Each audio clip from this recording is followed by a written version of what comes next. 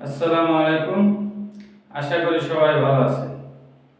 আজকে সমাজের একটি সমস্যা নিয়ে কথা বলব। সে সমস্যাটা হলো বিবাহ এবং ডিভোর্স। কেন এত ডিভোর্স? এই বিষয়টা নিয়ে একটু কথা বলা আসলে দরকার। আপনারা যদি অতীতে ফিরে যান, হোক 50 বছর আগে, 100 বছর আগে বা তারও আগে, বহুত আগে, আপনি দেখবেন সমাজে কিন্তু তেমন ডিভোর্স নাই। কিন্তু এখন কেন এত ডিভোর্স? এর কারণ রাষ্ট্রীয় আইন। বলে সেটা কেন? আপনি অতীতে দেখবেন খবর নিয়ে কোনো রাষ্ট্রীয় আইন ছিল না। ধর্মীয় ভিত্তিতে ডিভোর্স হতো, ধর্মীয় ভিত্তিতে বিবাহ হতো। তখন ডিভোর্সের পার্সেন্ট দেখেন, আর এখন রাষ্ট্রীয় আইন হয়েছে, এখন ডিভোর্সের পার্থক্য দেখেন।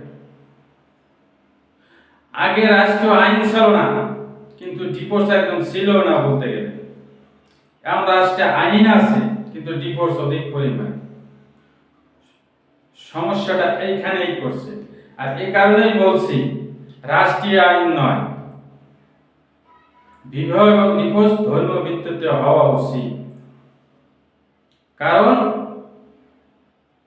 মেয়ে লোক, আপনারা জানেন,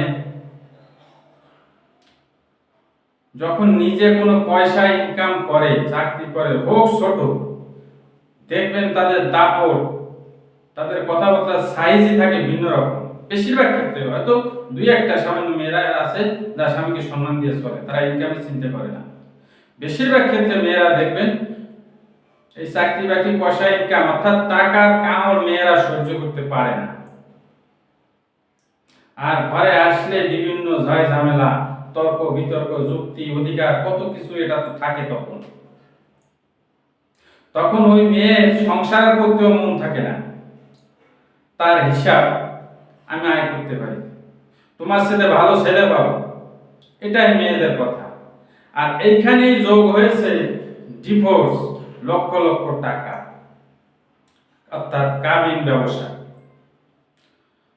যখন একটা মেয়ে ঘরের মধ্যে স্বামী স্ত্রীর মধ্যে মনোমালিন্য হতে থাকে, মেয়ে তখন অঙ্ক কষ্টে থাকে, কাবিন হলে তো 2-5 লাখ টাকা পাবো, এর চাইতে ভালো ছেলে পাবো, আমিও চাকরি করি, ভালো ছেলে পাবো। আসলে বিষয়টা হচ্ছে, সে যে ভুল করে সেটা তখন বোঝে না। যখন সংসার ছাড়া হয়ে যায় তখন সে বোঝে যে আসলে স্বামীকে ছাড়াটা আমার ভুল ছিল। যাক, সেটা অন্য কথা। কিন্তু মেয়ে তখন আর ওই ছেলের কন্ট্রোল মানে না। সে আয় করে, স্বামীর কাছ থেকে বড় একটা অ্যামাউন্ট পাবে, ডিভোর্স হলে এর সাথে ভালো ছেলে পাবে। আর এটাই হচ্ছে ডিভোর্সের মূল কারণ। এই কারণে বলি, বিবাহ এবং ডিভোর্স এটা রাষ্ট্রীয় আইনে নয়, এটা ধর্মীয় আইনে থাকা উচিত। আগে দেখবেন, আগের যুগে মানুষ, একটা পুরুষ একাধিক বিয়ে করছে, 2-4-5টা বিবাহ করছে, তারপরও কিন্তু সংসার করছে সব মেয়েরা মিলে, ঝামেলা হয়নি। কারণ তখন এই লাখ লাখ টাকা কাবিননামা পাওয়ার লোভ ছিল না। তখন লোভ ছিল আমার সংসার করতে হবে, আরেকখানে যদি চলে যায় আমি ডিভোর্স হয়ে যাবো, মানুষকে খারাপ করবে। এখন তো মেয়েরা এই চিন্তা করে না। কাজেই বিবাহ এবং ডিভোর্স এটা রাষ্ট্রীয় নয়, ধর্মীয় আইনের ভিত্তিতে হওয়া উচিত। তখন নারীরা কন্ট্রোলে থাকবে, পাশাপাশি একাধিক বিয়ের অনুমতি থাকবে। তখন ওই মেয়ের চিন্তা করবে, আমার স্বামীকে আমার ভালো রাখতে হবে, আমার স্বামী যেন আরেকটা বিয়ে না করে। কিন্তু এখন মেয়েরা তো এটা চিন্তা করে না। এখন চিন্তা করে স্বামী ছেড়ে দিকে, আমি তো ছেড়ে খাইতেই পারবো, কাবিনের টাকাও পাবো। আগে কিন্তু এগুলো লোক ছিল না, এই কারণে আগে ডিভোর্সও ছিল না। এখন রাষ্ট্রের নাই নারীবাদী দেখাতে গিয়ে নারীদেরকেই ধ্বংস করে দিচ্ছে। এই যে নারীবাদী, নারীর ক্ষমতায়ন, নারীর ক্ষমতায়ন কি? নারীর ক্ষমতা কম আছে? সে একটা মেয়ে ঘরে থাকবে, সংসার করবে, চলবে ফেলবে, তার কি ক্ষমতা কম আছে? পুরো একটা সংসারটাই তো তারা, তার আবার পার্সোনাল ক্ষমতা রাখবে কি? আসলে এগুলো হলো সমাজকে নষ্ট করার একটা কৌশল নারীর ক্ষমতায়ন, আর কিছু না। এটা আমার ব্যক্তিগত মতামত।